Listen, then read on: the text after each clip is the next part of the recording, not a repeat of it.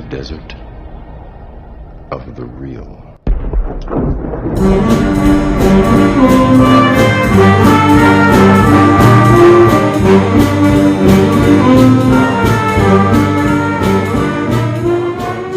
Welcome to the Desert of the Real. I am your host, Ryan Hudson, and joined with me, as always, is your very unamused and unentertained co-host, Jason Dietz. The Desert of the Real is a movie podcast where I force Jason to watch big blockbuster movies he's refused to watch because he didn't think they were worth his time. This one was not worth my time. We're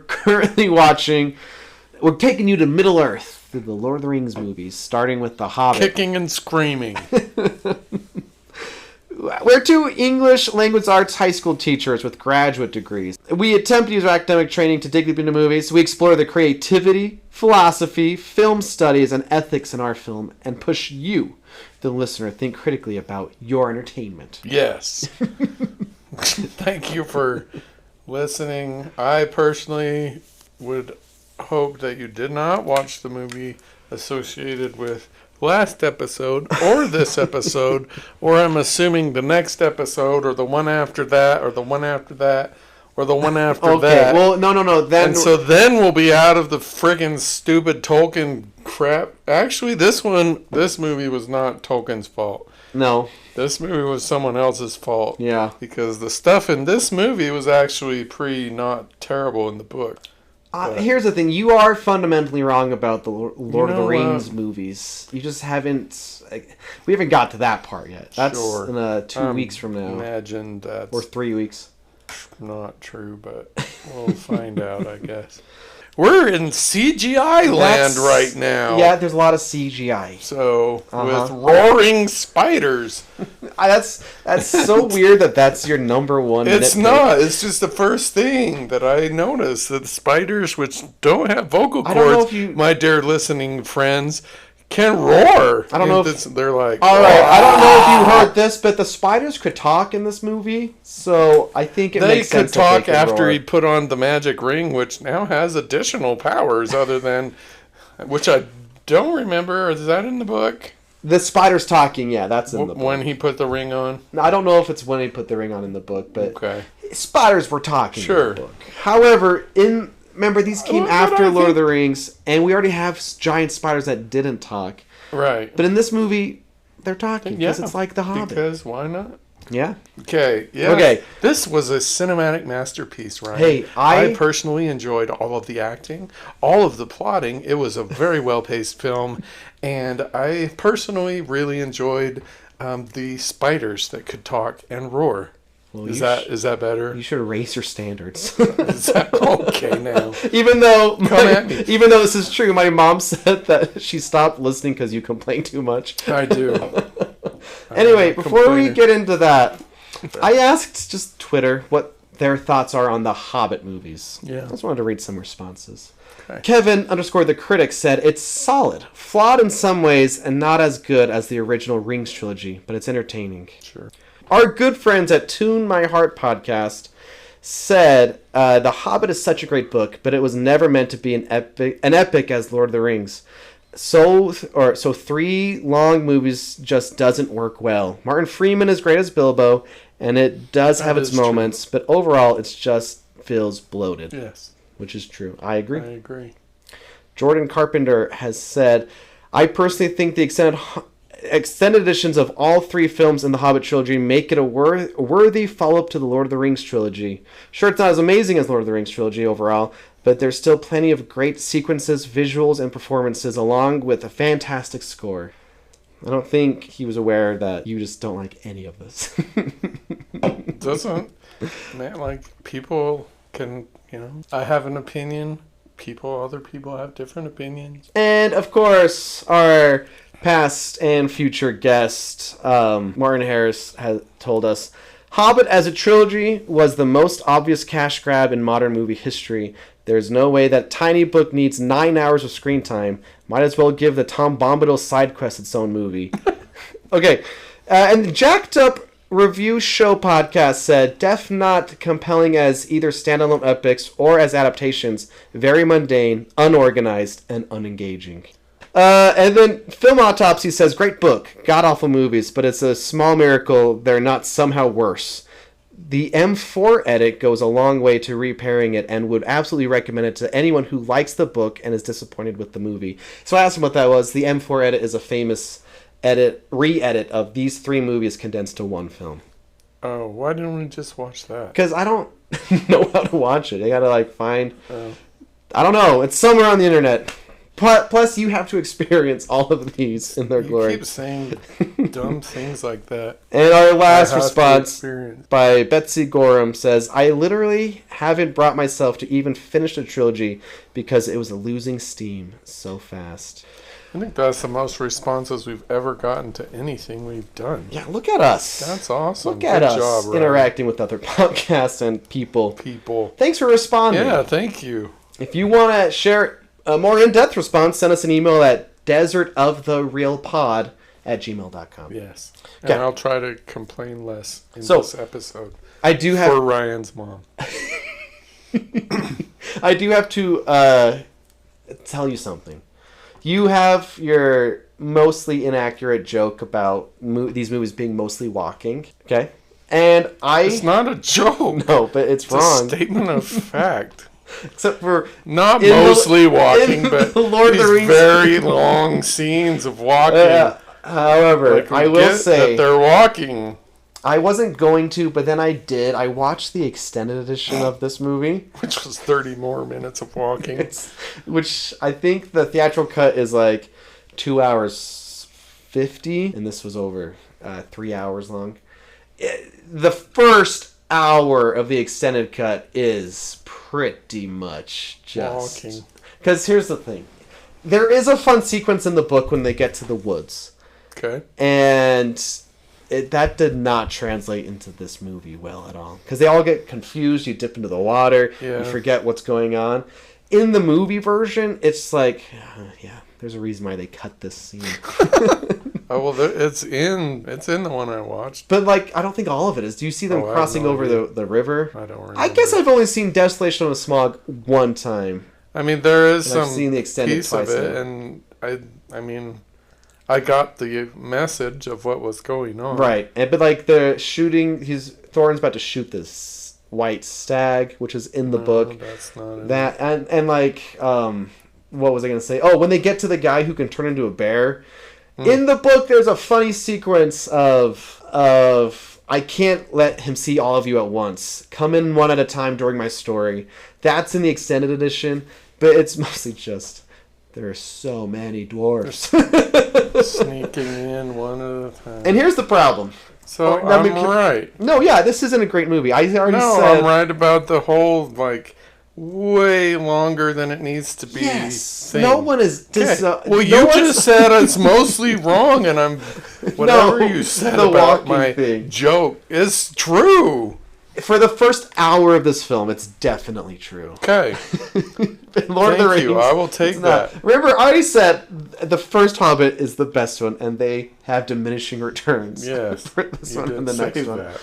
Here's one of the main problems. I know. When I watched I'm going to buy me a stopwatch. You can? And when I watched the... People do the stuff. When I watched whatever twin... It's called Lord of the Rings. I'm gonna time it. I bet it's more than 20 minutes per movie. Okay. Anyhow, we can cut all of this Lord of the Rings. No, I think stuff. that's a fun. Okay, I'm gonna get our audience excited for. Okay, so stopwatch. What is so frustrating about these 3 movies? And like I said in the last episode, there are just too many dwarfs. There's 13 dwarfs. And then Bilbo, and then Gandalf. And you don't get to know hardly any of the dwarves. But if I watch movies with the subtitles on, and you'll be like, Keeley says this, Bomber says that. And you know what we need? We need characters saying things to get to know them to some degree. Did you know one of the dwarves There's no room for that. But... if they have, we have they to could have peril. little moments, but there's 3 hours of this thing. There's time to have Dwarf A saying something to Dwarf B to understand what their characters are. But we have to have peril. I know. There's not a time to get to know the characters because there's peril. You're right. You're not wrong. There's more peril. However, There's a lot of peril. did you even know one of the dwarfs I don't know any of them has names. an axe sticking out of his forehead? No. Well, What? he does. It's been there this whole permanently? time. Yep. No, I actually didn't One know of the that. dwarfs. And what's funny is... Why? I don't know why, but he does. It's a fun little character design, I guess. It must not be that fun. 'Cause I know. didn't notice. Okay, let's address... There's 2 elephants in the room. 2 massive elephants. Before we get any further in your negatives, because they're pretty bad. 1. My negatives are? No, Or the movie is? the elephants the in the elephants room. are, yes. 1 I like, admittedly. Not everyone likes. Another one is just awful. We'll go with the awful one first. Okay. The love triangle. Yeah. So, here's the thing. Evangeline Lilly, who played the girl elf, who's not in the book at all, Right. she literally said to Peter Jackson, I will do it if it's not a love triangle. Because she just finished Lost recently. Right. And Lost, one of the Is most... a love A triangle. love triangle. A fantastic, famous love triangle in TV, you know? It's really good, actually. Peter Jackson said, I promise you that's not what we're doing. Lies! The studio and producers basically forced that to happen. So we have Evangeline Lilly. Yeah. We have an obviously good-looking elf. And then we have a dwarf. Yeah, a dwarf. Yeah. That she's, 2 feet taller than. Okay. And he doesn't shave or bathe or... What? Okay. Okay, we talked... Makes sense to me. I can see why she would be torn. Listen, here's... I'm not defending... I can't defend the I love know, triangle. it's- There is a line in the next movie. I know. I could already hear through the waves of time you audibly gasp or groaning at. Okay. Just... No one likes it, I will okay? be prepared. However, Legolas is not in the book either. And also, and to me, it's not the worst thing to bring in, I guess, Legolas and New other elves characters. to be characters for this movie. Like I said, There aren't many elf characters, right? no, there's They're literally the just the king character. Yeah.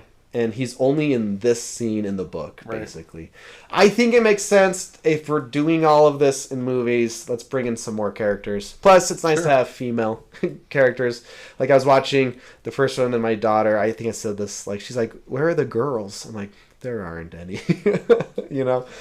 This is the so 1930s. I don't hate the fact that Legolas is in this. However, if you're watching this first, which I don't really recommend anyone doing, even though that's what we're doing, I'm going to punch you.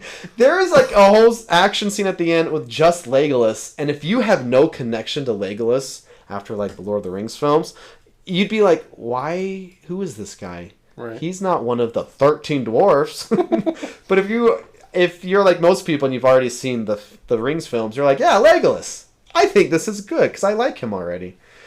You don't, but I don't remember anything really about the that's why Lord of the Rings. we other are than going that on a video. spiritual journey in a few episodes Anyhow. from now, and we start Fellowship. So, Okay. Legolas bad.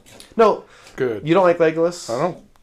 I thought we were not doing my cons until you get to 2 elephants into the Okay. room. Elephant in the room 2 that most people will point at is the barrel scene. Okay, that's right there on my list, right there. Okay, I have... That's a massive con. Okay, let's just hear your Completely- con. it's- Let's do cons. It's just absurd. Okay, yeah. Everything about it. There's nothing good in that whole scene. It looks like, I don't even know what it looks like. Like a terrible, terrible turtle harm. That's from Airmine. Like some horrible video game. You're not Where even the first person to... I'm sure, but nothing, literally nothing in it makes any sense at all.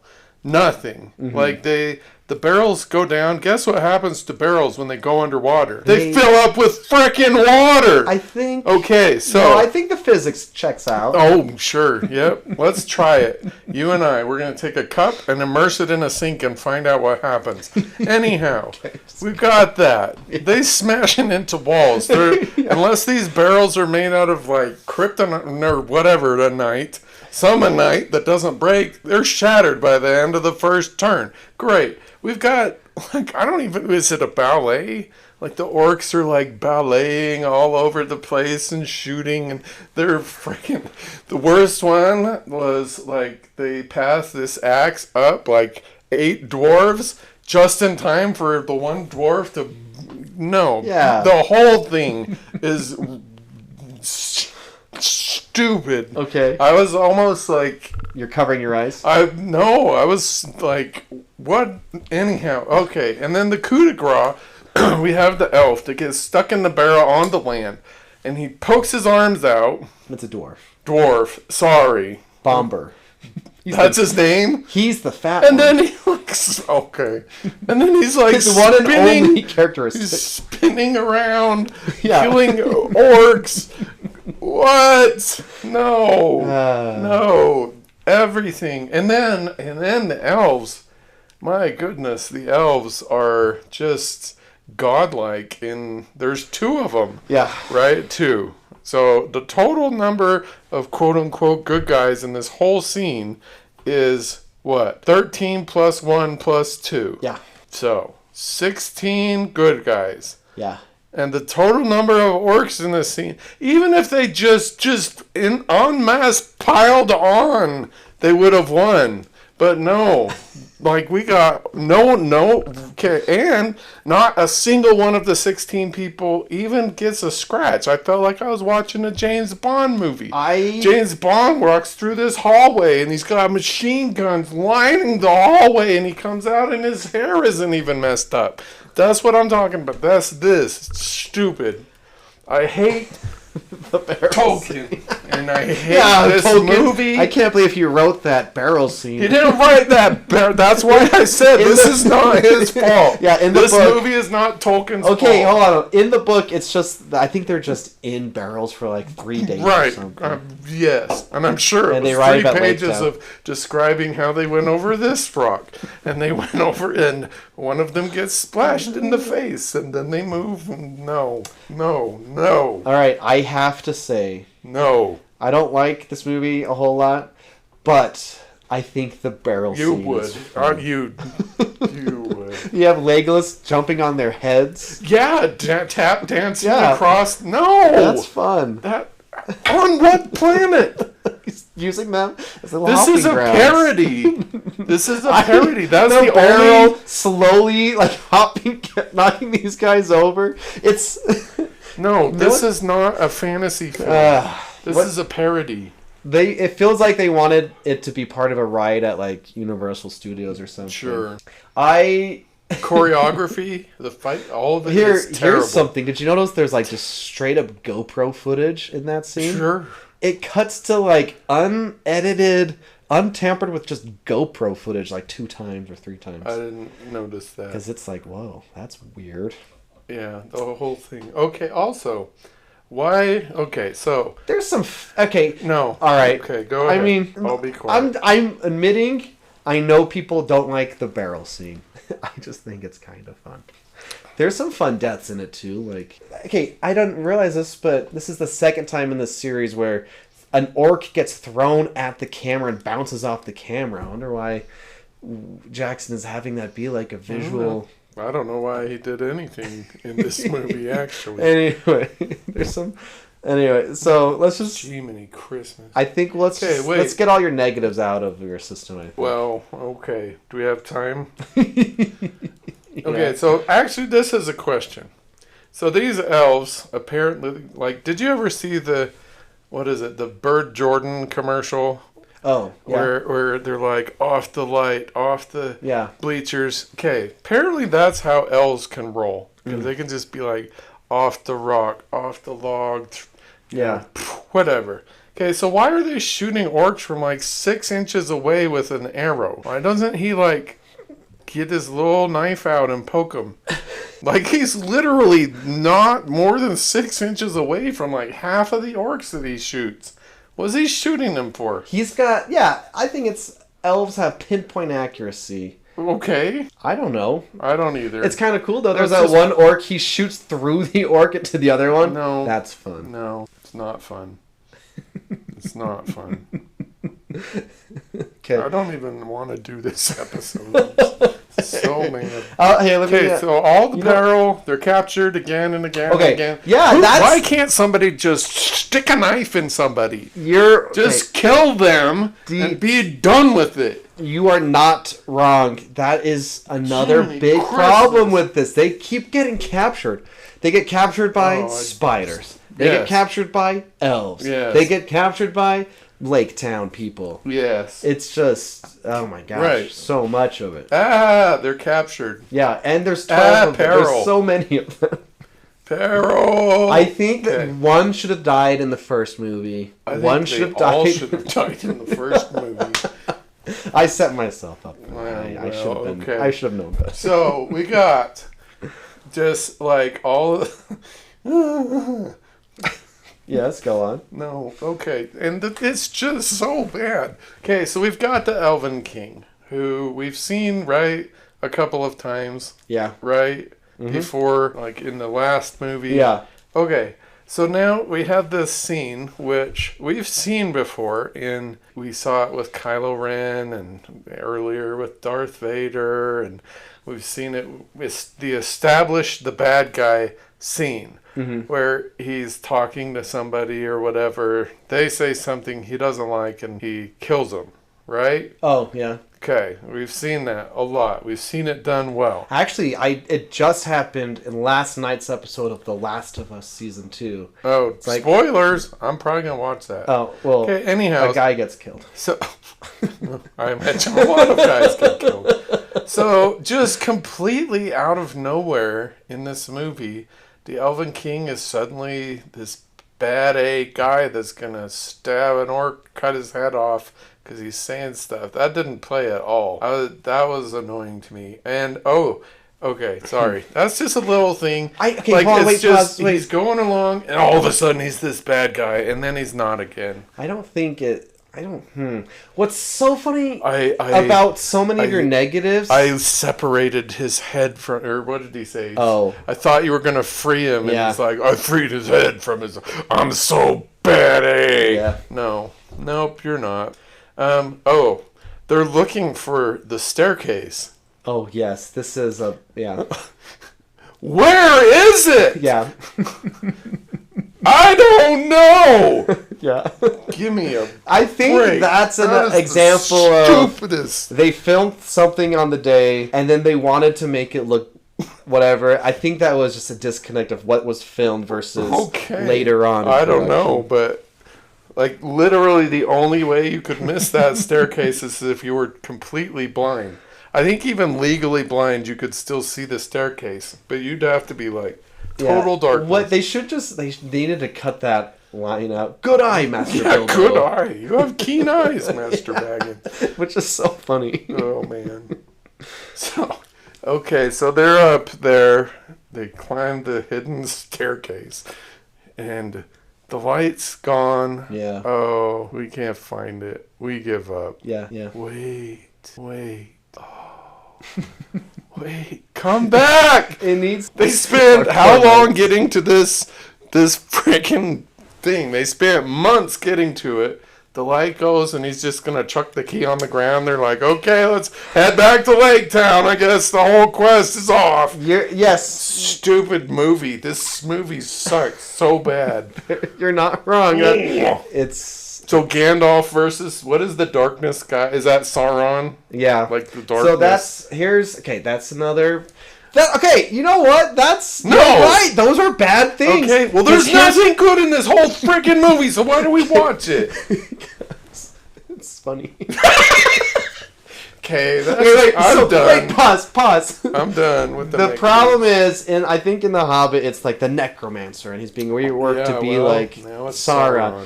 So there's a funny part in the pitch meeting on YouTube and stuff where it's like, and then Gandalf goes to see if the Lord of the Rings movies are going to happen.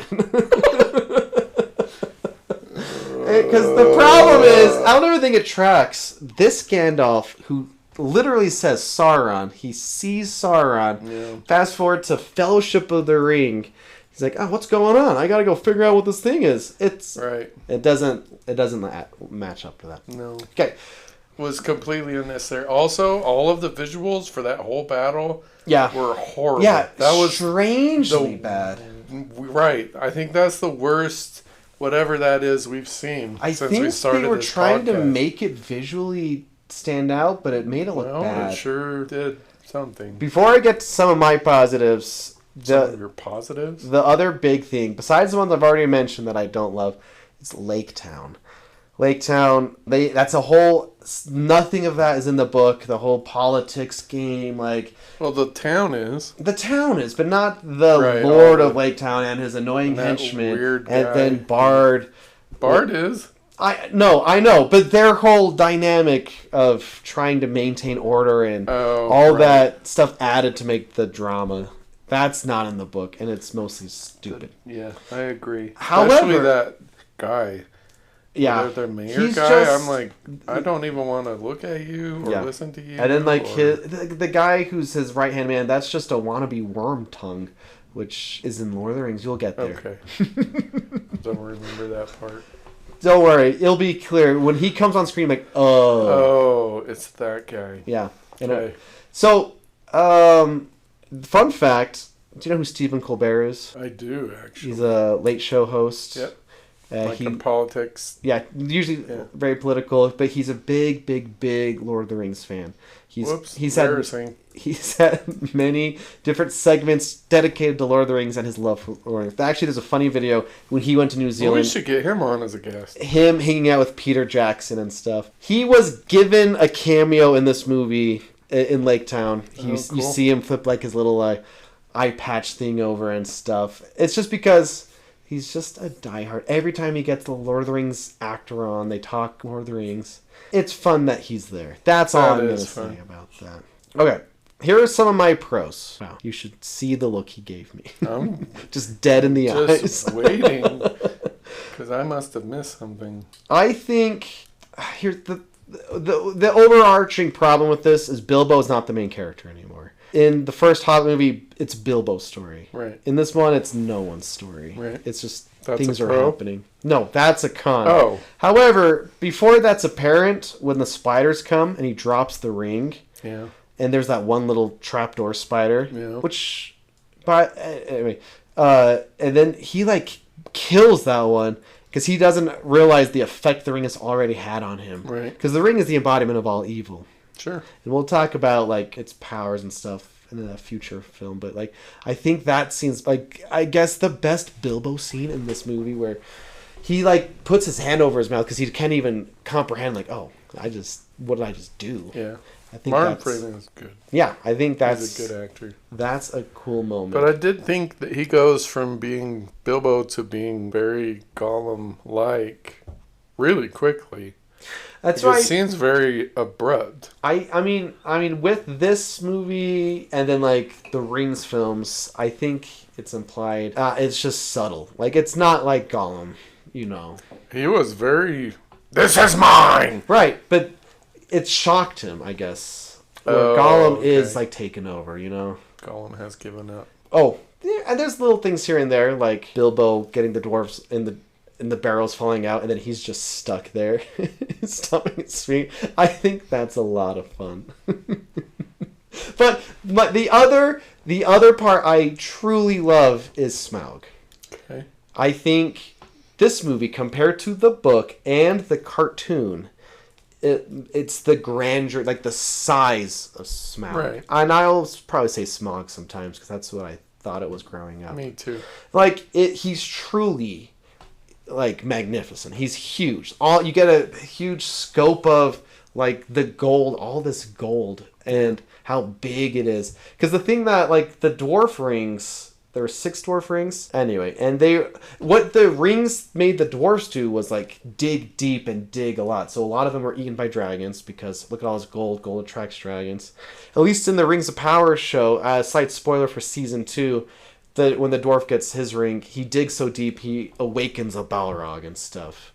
Okay. I know that doesn't mean anything to you, but like what the rings do to the dwarves versus the rings do to the humans versus the and then there's the one ring to rule them all, you know. Anyway, So, Smaug, I think, is incredible. When all the dwarves get in and they're running and chasing and traps, it's less incredible. But him and Bilbo... I think the word you want is lame. It's like we talked last week about the Gollum scene in the riddles. Yes. It's like that. It's like this huge thing. Plus, it's Benedict Cumberbatch. And he did like motion capture for it. I don't know how true this is. For a dragon? Yeah, but it's kind of implied where he's like, oh, Benedict, you don't have to do that. He's like, no, I insist. And so there's like footage of him like on these cushions and stuff, like on the floor, like getting on his, like moving his head around and stuff. And it's like he insisted that he needed to like do it. And like it's a dragon, doesn't look anything like a human, so they're just using it as reference mostly and some stuff. But I think you could argue maybe some of his vocal sounds comes from him literally crawling on the ground as he's talking. And that's why this is random. When they made the Black Panther movie, Martin Freeman's in it, and the nickname for him was the Tolkien white guy. Okay. He's Bilbo Baggins. Right. Anyway, but Bilbo versus Smaug, just that little back and forth, I think is incredible. Yeah, it was pretty good. It wasn't as good as the Gollum scene, but I mean, if I had to pick a favorite scene, it would probably maybe be that. I should make you choose favorite scenes out of these movies you don't like. Okay, and I hate the fact that there is a third movie, and the third movie, I mean, not to sugarcoat or anything, is pretty bad, but... What have we done? I can't help but really love that little ending there. It's a great ending.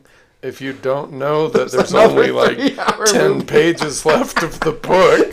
You're right. Like, just Smaug just monologuing to himself, I am dead. Yeah. And whatever. That was good. But like, just Bilbo doing that, what have we done? What have we done? And then the Ed Sheeran song, I don't know if you know who Ed Sheeran is. I just know he's the ugly guy. Okay, sure. That's all I know. Very rude, Dr. D. He's blonde. He's a redhead, so. Oh, red, blonde, strawberry blonde. But then his song comes on, and like it's a moment of silence, and it's a fantastic ending to this movie. Okay. The fact that there's 3 more hours is a little rough, but that it was over is good. Okay. I mean, I didn't even go into everything I have on this list, but I feel like we covered it. Yeah. The other smart thing this movie does that I don't think the book does is separate the dwarfs. Let's have 4 in Lake Town for an action scene. Let's have the others with the dragon. Let's just separate those guys. There's too many going on. Oh wait, somebody did get hurt. I just remembered. I did. Okay, so at least something happened. Right. And then whatever the weird thing that happened with Evangeline Lilly's the light glowing and stuff. Well, I don't actually care what that is, but that was weird. Okay, so you are a dragon. You know that the one thing in the entire cavern that the dwarves need for whatever reason to overthrow you is this little, what is it called? Lifestone? No, it's the Arkenstone. Arkenstone. Yeah. You know that's the one thing that they need. Or want. Where are you going to put it? Where are you going to put it? I don't know. I'd probably put it just on top of a pile of gold somewhere that's easily accessible, that's very near where I'm sleeping. Okay. So that you can come in and conveniently find it within 15 seconds of wandering around this cavern that's roughly the size of New York. No. Anyhow. Yeah. Stupid movie. That's fair. Are you out of prose already? That's the gist of them. Okay. Is there anything noteworthy in film studies? Actually, Dr. Dietz, I'm glad you asked. I'm gonna up my game in the film studies section here. Okay. So I prepared something special for you. Okay. So I was. You wasted it on this movie? Yeah. Okay. Brace yourself. I was also like, what else are we gonna talk about? Am I right? I got more. I got another page of negatives. I know, but... Okay. Hold on. I gotta... So, I was recently perusing a Reddit post about just film studies classes in general. and I realized a huge chunk of classic film studies is something I haven't even really touched on during this entire podcast. So I'm coming clean. I'm going to make better. Actually, this is a fun fact. And the library in our town was having its biannual book sale. You get books for 25 cents. Right. It's awesome. I bought, kind of as a joke, but then I was looking through it. There's a lot of great stuff in there I can bring up. Film studies for idiots, or... nice. Film studies for dummies. Yeah. For 25 cents. I love and I was those. looking through it, I'm like, oh, hey, there's some good stuff to use here.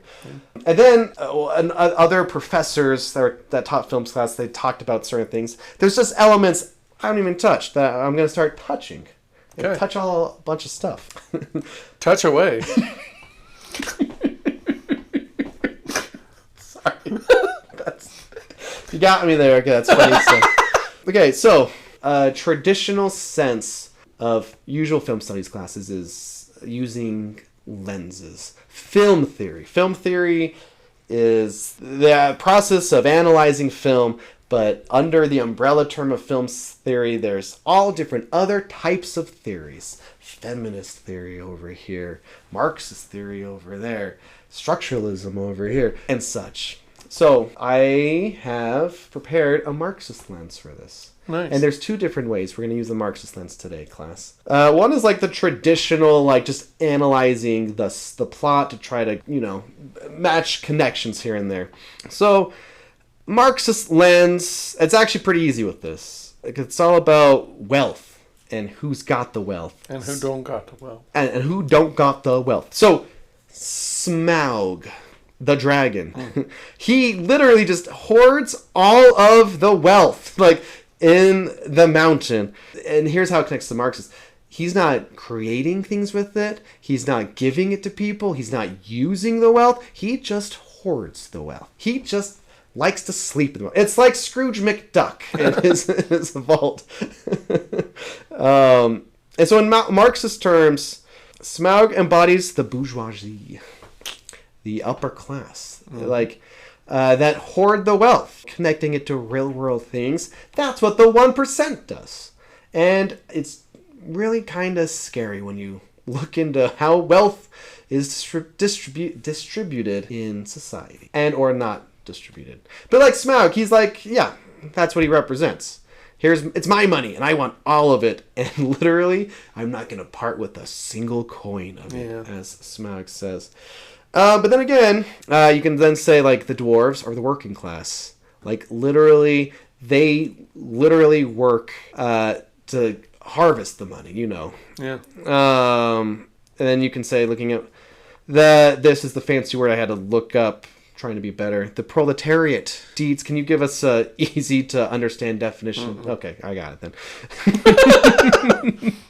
At least I think I got it. Brains off. The protes. From 1984. They've been exiled from their homeland, stripped of their economic power, and their journey is to get over like this oppression, basically. It's not just about reclaiming their homeland, but claiming control over the labor and economic destiny. I looked a few things up in case you couldn't tell. I wish I could write like that. But that's some... Marxist, by the way, is not just one thing. There is a lot of ways to look at Marxist lenses and a lot of different authors of Marxist lenses. And then it can even be reinterpreted of the two different factions they run into. There's the literal elves and the elf king, like this is our kingdom. Everything outside of our kingdom is bad. They're not, you get the impression he's a king, he's wealthy, but, it's the kind of the othering stuff we talked about and have talked about. Like, literally, it's just us, we don't care about anyone else, that's all we're thinking about. And then the same thing in Lake Town with the Lord of Lake Town, and he wants to stay Lord of Lake Town. He lives in luxury when everyone else is, like, starving and stuff. So, through the Marxist lens, it's got a thing or two to say about who has power and who deserves power, or who, like, what should be done with that power. Yeah. And, here's another way we're going to use the Marxist lens. The second way. I, in an attempt to be better, listened to a lot of a textbook called Film Studies, 2nd edition, and Introduction audiobook. And I mean, a lot of stuff wasn't new to me. But here's something, and if I wasn't taking notes or anything, I was just listening to it. So in chapter, I think it's 12, if you want to just look into more. Marxist Lens is super, super common with film because early on, people recognize that this is an industry. This is a thing that money will be flowing into. So I don't know which Marxist author came up with this, but it's like a Russian guy in early as I think the 20s or 30s. I didn't take notes, like I said, but yeah, this idea with film and Marxist is that whatever is big or popular at the time is going to reflect society. How to say? Maybe. There's no way to know besides looking up what I just told you. I'm pretty sure that's who it is. With that different Marxist lens in mind, these 3 Hobbit films, for better or worse, were very successful. So in 2013, how does audiences wanting Hobbit movies reflect society? What do these films say about society? That's an open question to you, because... What do these films say? Yeah, like, why did audiences turn to Hobbit in 2013? Yeah, these are lucrative films. Oh, were they? Yeah. Oh, wow. All 3 were very successful financially. So this is 2012 is when First they started? one's 2012, this one was 2013. So we're coming out of the 2008, right? The recession, almost depression, the stock market crash. So if we're doing Marxist, so like I only know that what you said is Althusser. His name is Althusser. He's the Marxist, neo-Marxist. Because I actually love his concept, his theory. I wrote a paper on it, whatever. We could read it. We can, no, we're not going to read it. But the mirror that you're talking about is, it reflects the concerns, societal concerns. So this is all about money and how hard it is to get it. Is that what you're saying? Then that's a classical or having read. It and have lost it really is what it's about. And so 2008, I personally lost a great deal of money in the stock market, as did a lot of people in 2008. And so the having lost it, and the quest to go get it back would have been very current, I would think. So that's what I got for you. So like, I wonder if also because of the previous Rings films came out the beginning of the aughts, the 2000s. Was like 9/11 just happened. Like, oh, look at this great evil that we can band together. Yeah. Fast forward to this, where it's not like the great evil. It's let's reclaim our homeland. Let's reclaim what was taken from us, either financially or. Is that what? Are they looking for their homeland, or are they wanting the gold? I think it's implied they want both. The mountain back. They want it all back. Yeah. Yeah. Yeah. So I'm gonna stick with that. I think it's pretty good. I like that. I had forgotten completely about Althusser. Wow, and you wrote a paper about it. Until just now. I did. I think I wrote 2. I even presented one. That's awesome. Marvel, the first one came in 2008. So you can look at, with that Marxist lens in mind, reflecting society, wants, and desires. We've had the Bush administration had just come to an end, and a lot of that was the war on terror. Right. Now it's now we just need something to look up to. Superheroes. I think that's a large reason why subconsciously those became super successful. Is that when 2008? 2008 was Marvel started? Iron Man. Yeah. Oh, so Iron Man equals Bill Clinton? No, Iron Man equals let's stop just thinking about war all the time. Let's have something to look up to. I think. Oh. I mean, that's maybe my interpretation. So the entire franchise was fighting things. I think for the next decade or so, that's pretty. Maybe you can track some of that. Iron Man, we get Captain America, we get like Avengers is people like look at to. us. Yeah. We can. I think that's a good read. And now, where we are now, I don't know. We're at post meta modernism or something. Neo. Throw that in there. Yeah, post neo meta modernism is what we're currently doing. Anyways, but back in 2012, 13, 14 were these three movies. I think it's like, yeah, we are the dwarves. We are going to go get our Lonely Mountain back type of thing. So we just need some barrels. Yeah, barrels that can jump. And like, I like when he pops his arms out and does a little spin move. No, that was the worst part of this entire movie. Anyway, that's our little that's awesome film. I love that. Studies of the real. I like that new and improved film studies. Well, I just gotta find different lenses to use. There's a lot of them. So, philosophy. I actually had a line that I really liked in this movie, which surprised me, but it was, what is this Evangeline Lilly's character's name? Don't know. Doesn't matter. Real. That's not it. That's just she at some point said, when did we let evil become stronger than us? And I love that. That philosophically is a fantastic concept because it suggests a number of things. It suggests that, one, we start stronger than evil, right? Because there had to have been a position where they were stronger than evil. And I think that that's true in our case as well. We start stronger than evil. So we have to, actually we can do it. So psychologically, the first 6 years of life, right? Or the I don't know, the petri dish that we are formed in for the rest of our lives, right? Yeah. And so we start strong. We don't have evil. We are in this innocent, unsullied whatever the first 6 years of our lives.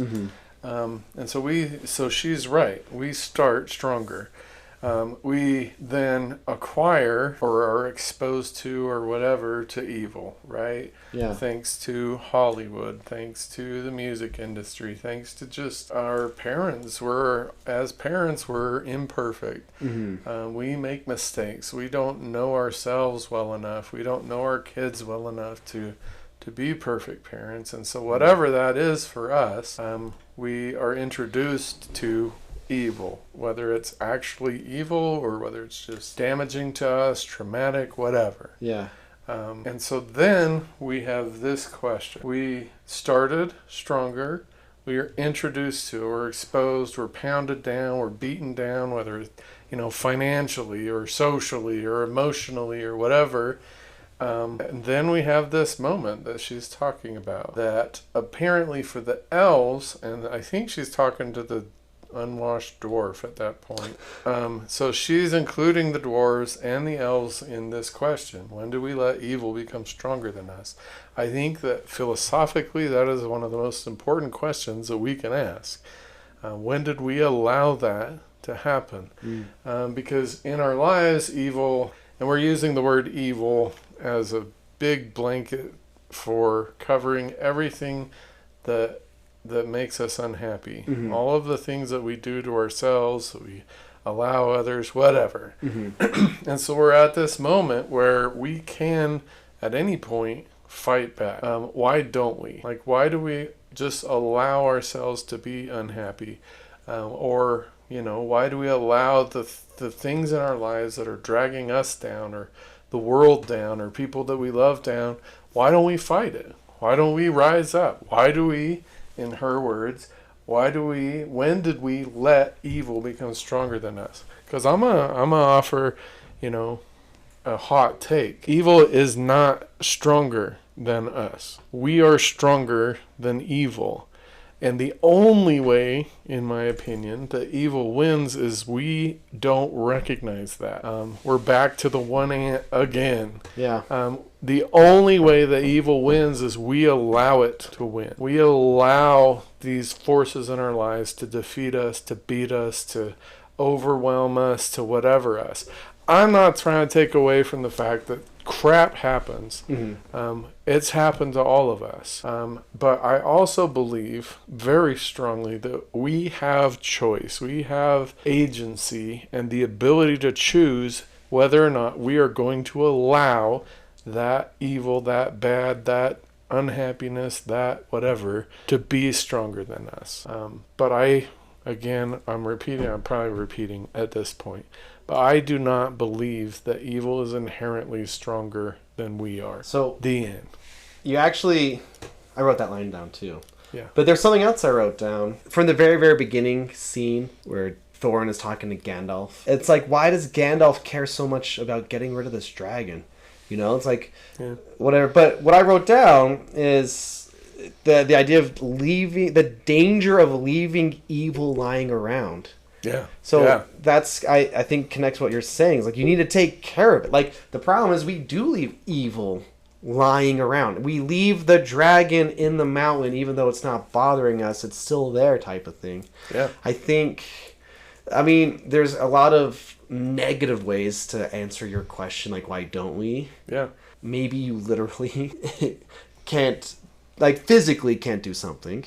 Like, maybe, or I think the system, and the system is, there's in quotation marks, and those quotation marks are doing a lot of heavy lifting here, but the system has trained us to think it's impossible. Yes. Well, whatever the system is. I want to make it clear. I'm being broad here. Yeah, but I mean, I think you're 100% right. I like both of those concepts. Yeah. So, if the answer to Evangeline Lilly's question, when did we let evil become stronger than us, is we have allowed the system to program us to think that way, then do we not have the right, I guess, but I'm going to push it even into responsibility to then buck the system? Do we not have the responsibility to say, no, this is constricting my happiness and I'm not all like, we live as of this podcast in a situation that is the happiness or being ourselves has been heavily politicized. I'm not talking about that necessarily, although it might be a part of this. But that question, do we not have the responsibility or the right to buck the system? I am not what you're telling me. I'm not programmed. I don't accept that. That is quote unquote evil. I'm stronger than that. I'm not going to allow that to dictate who I am, what I think about myself, how I spend my time, how I, interact with other people. All of that there's a very specific, and my dual enrollment kids have heard this a lot, there's a very specific program that we are fed because it benefits the Smaugs of the world. Like a very specific way of viewing ourselves and of our power and our abilities that benefits, you mentioned the 1%. It directly benefits them.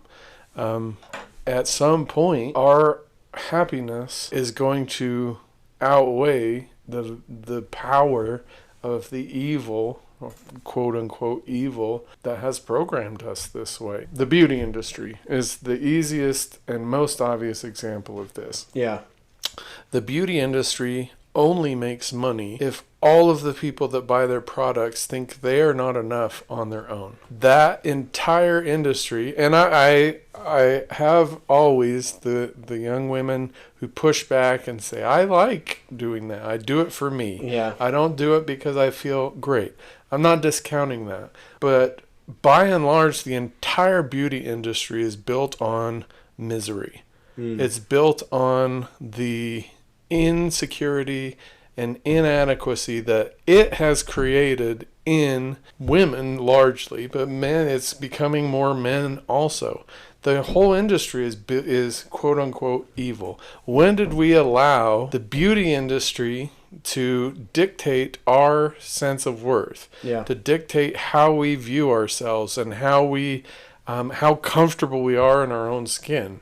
It happened a while ago, but this question comes back. Her implied question is, and like, when did we allow or let evil become stronger than us? It was a while ago. Yeah. But what she's really asking is it not time to revolt, to rebel, to reclaim? And I think it is.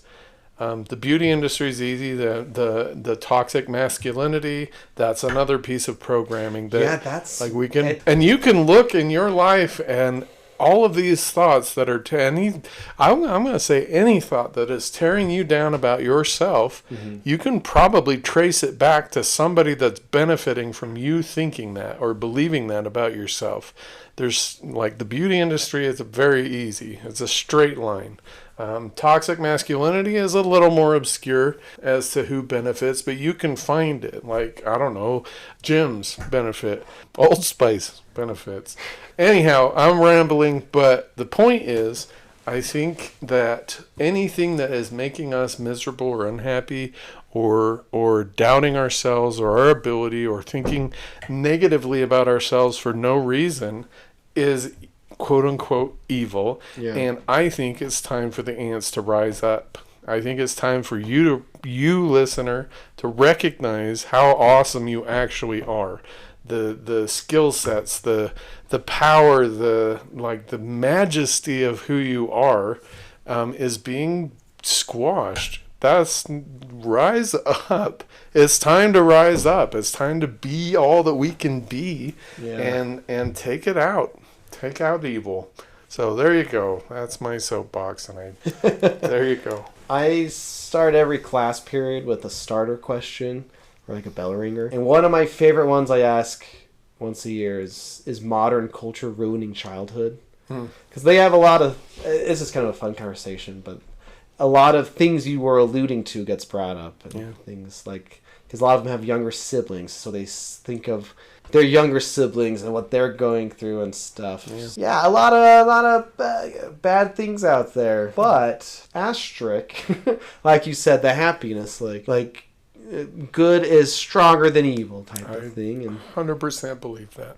Yeah, I like that, Dr. Dietz. Evil's only stronger when we allow the lie to blind us, I guess.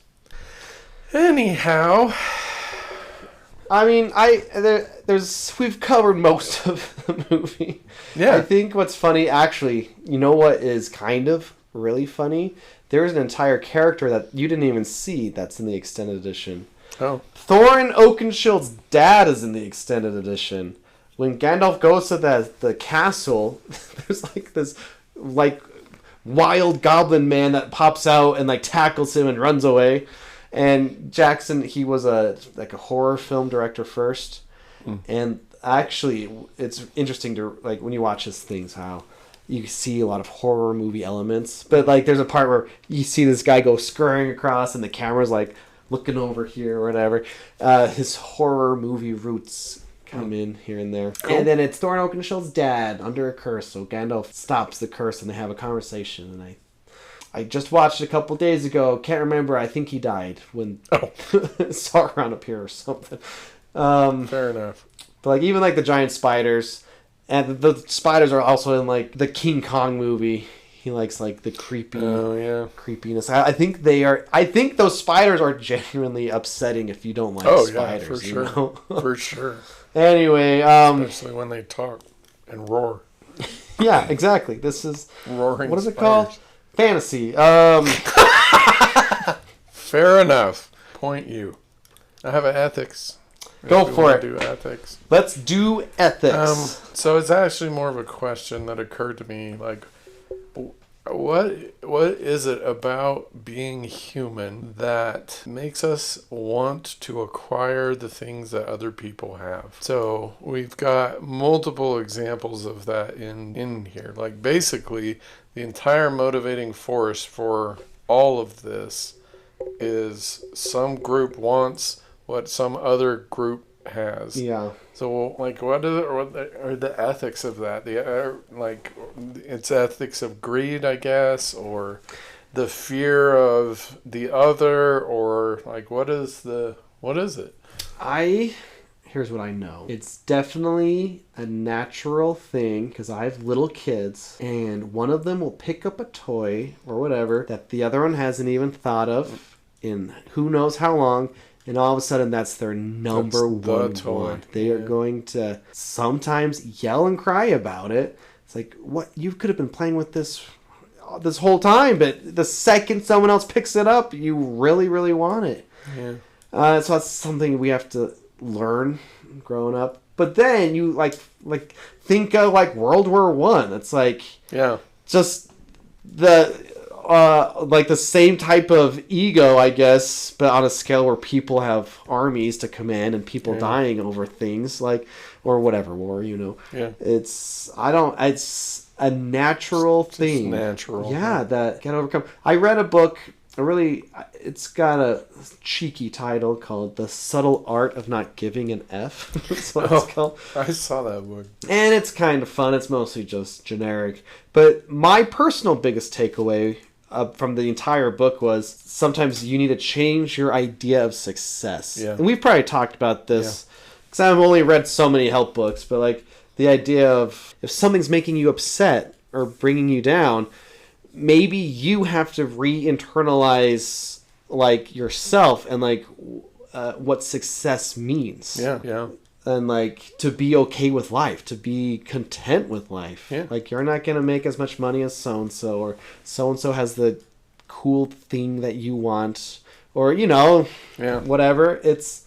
But what do you already have, or what's good in your life type of thing, and that's hard. That's like a never-ending lesson, I suppose. Maybe not for you. Well, like you're probably right. Like. For me, like my attachment to things and money, like I know, so we lived in Louisville. Louisville. We had a house that had been repossessed and totally trashed by the previous owners, and so we fixed it up, whatever, blah blah. And, you know, at the same time, we're trying to help people. So there was this single dad that had to work. He needed somewhere for his girl to be. And I don't know where they came from, but at some point in this process, we ended up with bed bugs. I don't know if you know anything about bed bugs. I just know I don't want them. You don't want them. You do not want them. Right. I've researched, they don't really do anything. Yeah, I had a buddy who was just so nonchalant about it. It's like, what? You got some bumps? They're easy to clean. Right. It's like, oh, but yeah, but still. But they multiply insanely fast. So, like, we're in this house. Everything we own in the planet is in this house. And now we have bed bugs. And we don't just have bed bugs. Like, I didn't even know they were actually a thing until, you know, we found them, and they were a lot, right? And so what are you going to do? Like, we tried, you know, smoking them out. We had a group of friends from our church. They sent us away for a week, and they, like, literally dunked everything we owned in alcohol and repainted and whatever. Whoa. Yeah, and we get back. They're still there, even after all of this. So what do? Well, what we did was we basically threw out everything that we owned. Wow. And when we came back here, like almost literally. And at that moment, like there was this breaking moment when I threw out my childhood dresser that I realized it's just stuff. Yeah. What difference does it make? You can take clothes out of a box and put them on your body. Yeah. You don't need a dresser. You don't need this. You don't need this. And so I don't know. So from that moment on, like I don't really care about stuff, really.